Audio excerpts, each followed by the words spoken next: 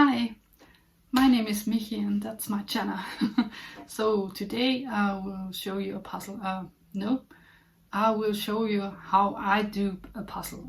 So I mount the camera up, taking this nice little small puzzle and they're doing this together, I think real time. Of course, it's 170 pieces, so it wouldn't be that long. So you see me doing this puzzle real time. So let's get it up and get started. So here we are. I decided to make an overtone course. This is my fifth try. I think the fifth is it that I tried to do this video, and I suddenly I'm always struggling with puzzling and talking at the same time, so I decided to do only puzzling and do only talking. So I do it twice. This puzzle is a 170 piece Ravensburger puzzle. It calls Pretty Rose. In German it's Wasserlilie. Water lily, I think it's the better translation, but it calls Pretty Rose. And it's from Richard Fischer aus Flowers Bildband, Edition Panorama. Yes, German words. And it's out of the year 2011. And yes, oh no, I've decided to take my time, so let's take the timer and get it on, and then we start to do the puzzle. So the first thing I do is I turn every piece upside down, and like for the most puzzles I decided to separate the edge pieces when I do this initial turning all upside down. So I really want to make sure that I see everything on the puzzle when I puzzle with it. So it's really necessary for me to turn everything upside down. So let's do this and make it a little bit faster and then come together to the next step.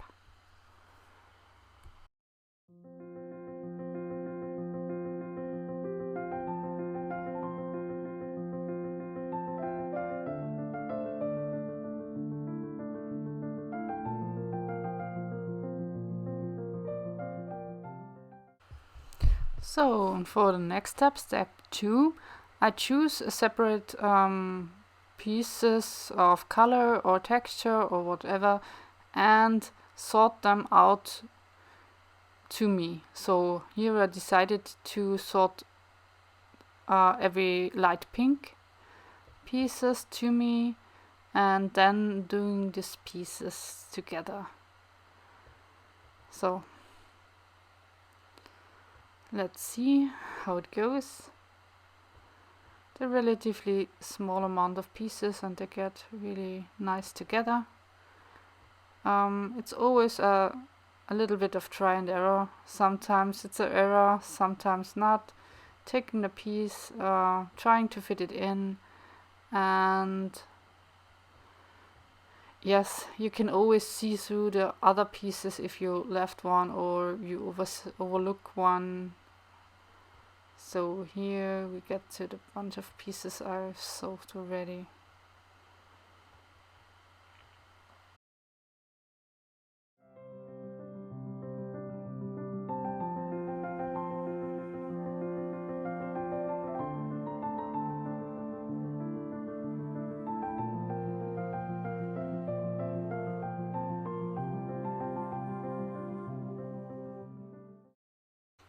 And then I repeated this thing, so I decided to do this turquoise backgrounds and the stems, I think they called. I really looked up what Stiele in English, but the flowers have so green lined things, so straight up. I think stems, it's there. So then I tried to do the stems. And then I see I've missed some of my rose pieces, of course. they are on the edge, of course, and so I decided to also do the edge in the corner of the stems and this turquoise background. And then I found the pieces that are left of the flower and put them in too. So let's do the stems and then get back to the other things, to the next to the next big section, would I say.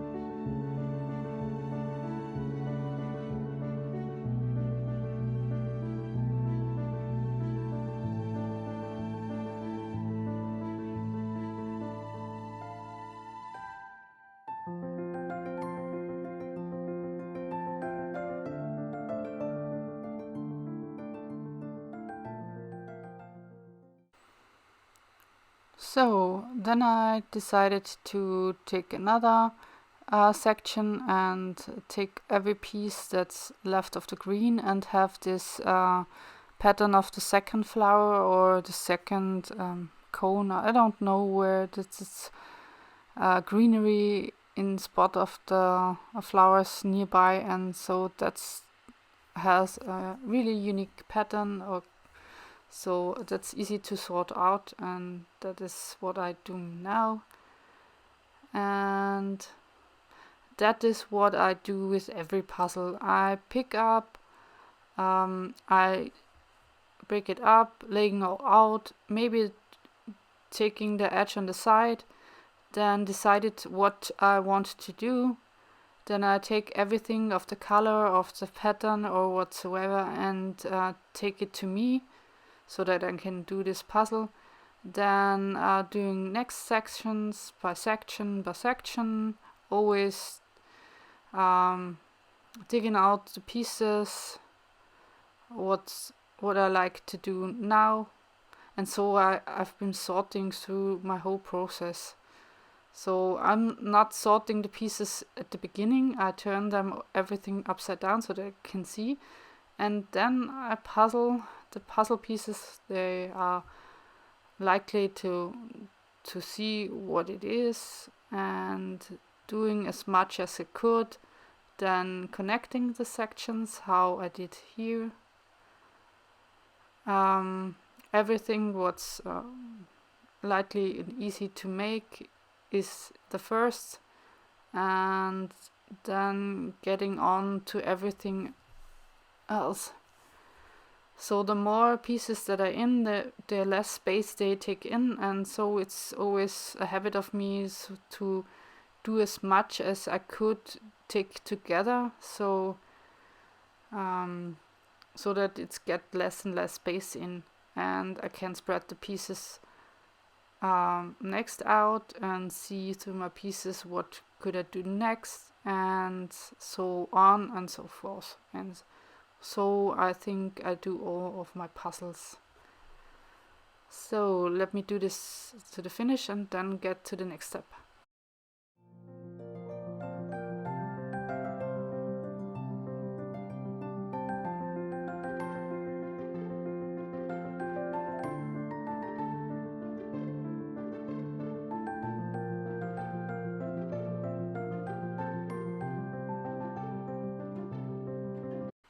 So that didn't take much time. So now we get to step 3, doing the edge.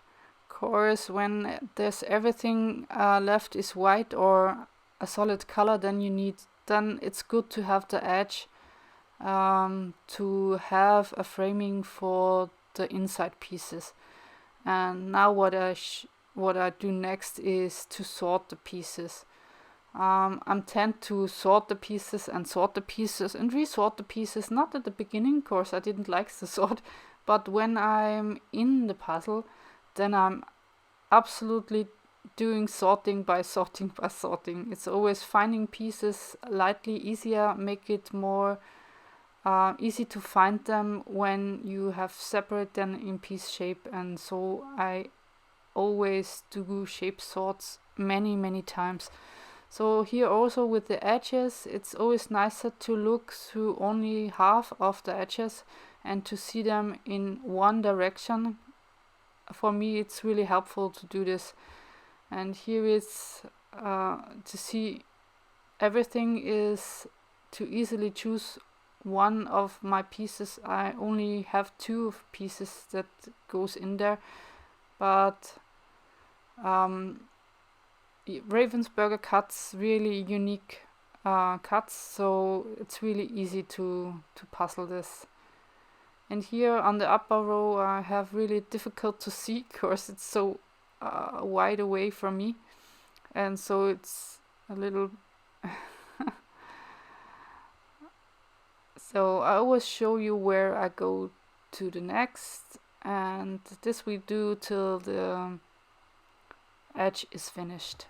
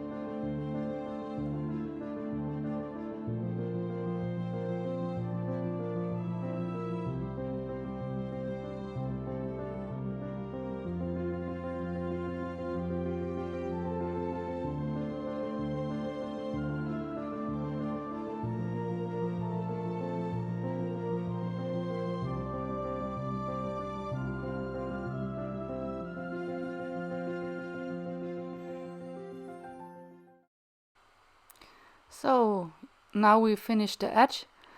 Then it's step 4, finish the pieces, finish the framing, finish everything up. And here I've also the first step you do is to shape sort. I sort the pieces by shape, always in one direction. Of course, I want, when I have a spot and I want to see if it fits in or not, then I only have it once rotated in my mind, and so everything must line in the same direction. When the pieces are not so squared and they couldn't fit in one direction, I could do this in 2 sections. I just tried, but I always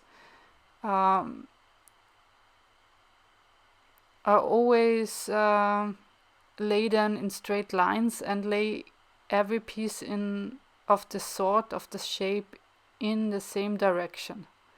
That's how I do shape sorting. I don't know. Sometimes I've seen someone laying it like it should go in the puzzle, but that's not my style to do this. I always do the same direction for every piece. So, but this piece is not easy. It's the easiest way to do, but it comes to puzzles where there are lines in it and you knew they must go horizontally or on the other direction, but I just do them in that one direction. Of course, when I'm swapping in my mind, then I have every piece in the same swap, and not I'm got nuts when I'm not taking every straight. So I always show you the spot where I put the puzzle in, and it took me now 10 minutes to finish the puzzle. So I will speed up a little bit and we see each other at the end by the last piece of puzzles.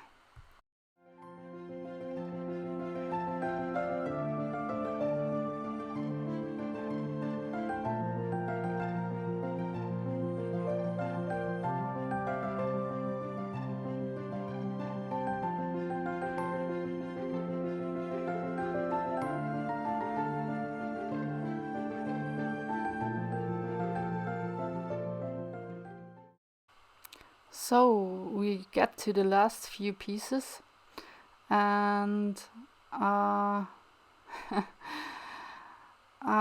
don't know if you all see out of my actions how I do puzzles. Of course, it's not much explaining, but the piece shapes always tells me the story. I always look about which corner I could do and which is a easy puzzle to puzzle in, and when I've got so less pieces then and it doesn't fit in, then I try to see through if I get to the point where it could fit. So here it is out of the memory, but now I've got to the piece, to the spot again. Sometimes it's easy to get to another spot where you easily find pieces, but when you never got stuck on one spot or one section, then go and try to do as many as you could. When you get frustrated, then doing another spot is sometimes the right decision. So that's my way to puzzle. I hope you have seen everything that I tried to explain, but I didn't want to explain that much. I really want to show you how I make a puzzle or a decision, and how I do my puzzles. It's my decision to do this. I've taken so much time in my life to learn how to do puzzle, and so that's my style, like I usually do my puzzle. So bye. I hope you have enjoyed this video, and happy hobby allerseits!